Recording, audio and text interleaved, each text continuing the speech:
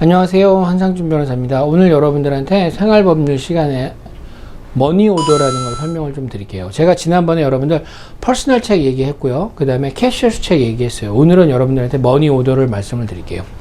자, 여러분들 머니오더는 뭐냐면요, 우편환이라고 그래요. 우리가 이제 그 사전에서 찾아보면 머니오더라고 되어 있는데, 야, 머니오더가 뭐야? 뭐 머니는 머니고, 예? 돈이잖아요. 오더는 명령인데, 그럼 돈 명령 이렇게 하는데, 이걸 찾아보면 우편환 이렇게 나와 있어요. 자, 이거 뭐냐면요, 체크의 개념이랑 같다고 보시면 돼요.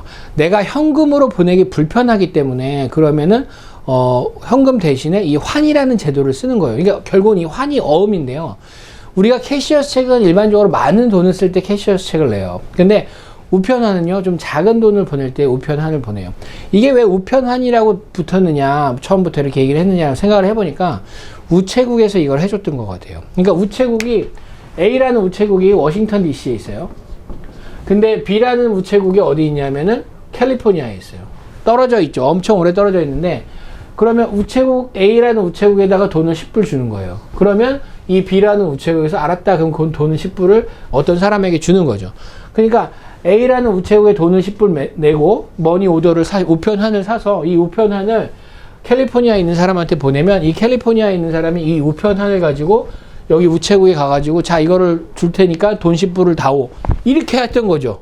예, 아시겠어요? 그러니까 그래서 이걸 처음에 우편환이라고 한 거예요. 그래서 이 머니오더를 어디 가서 사냐 하면 우체국에 가서 사요. 우체국에 가면 이걸 해줘요. 그러니까 우체국이 사실은 미국에서는 굉장히 중요한 일을 해요. 미국에서는 우체국에 그러니까 체크도 돈도 보내고, 우체국에서 여권도 만들어요. 나중에 한번 기회가 되면 미국 여권 신청하는 법에 대해서 설명을 드릴 텐데, 어쨌든 간에 여기에 우편환, 머니오더를 살 수 있는 곳이 우체국이에요. 지금은 슈퍼마켓에서도 팔아요. 그래서 큰 슈퍼마켓에 가면 거기서 머니오더 팔거든요. 그런데 일반적으로는 우체국에서 이렇게 한 거죠. 그러니까 원리는 이거예요. A라는 우체국, 워싱턴 DC에 있는 A라는 우체국에다가 돈을 주면 그걸 가지고 그 증서를 내줄 거 하잖아요. 이 증서를 우편으로 보내는 거예요. 누구한테?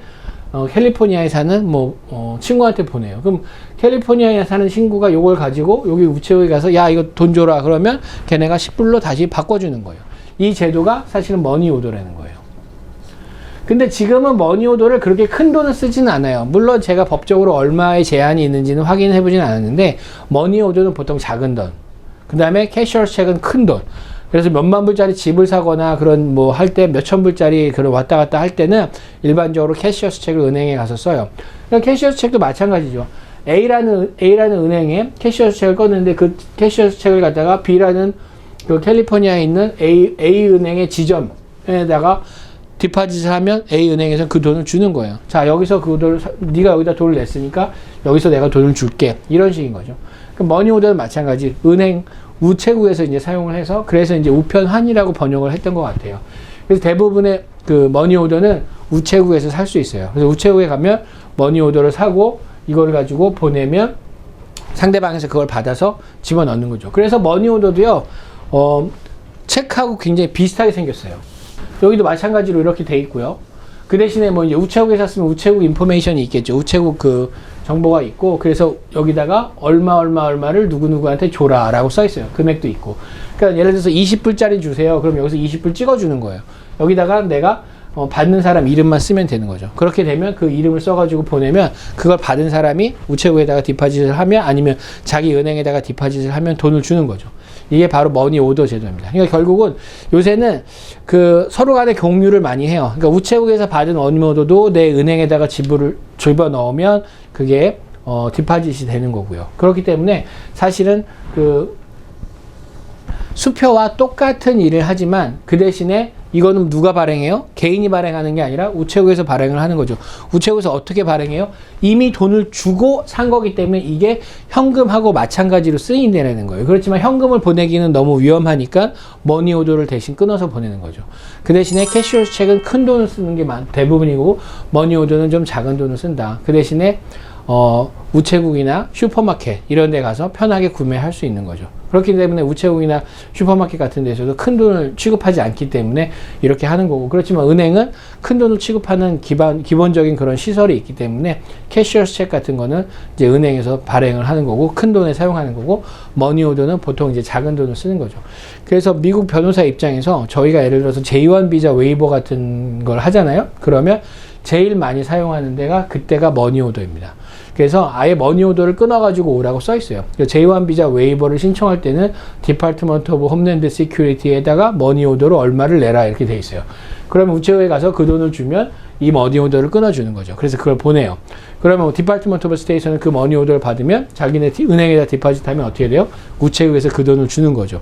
그렇게 해서 이제 머니오더의 시스템이 됩니다. 그러니까 여러분들 미국에서 지급하는 거의 수단 머니오더가 있고 퍼스널 책이 있고 캐셔스 책이 있다. 그래서 오늘 여러분들 이 부분에 대해서 제가 설명을 좀 드렸어요. 그러면 이걸 전부 뭐라고 그럴까요? 통칭하는 개념이 있어요.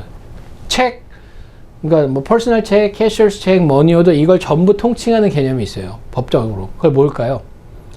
인스트루먼트라고 해요. 인스트루먼트.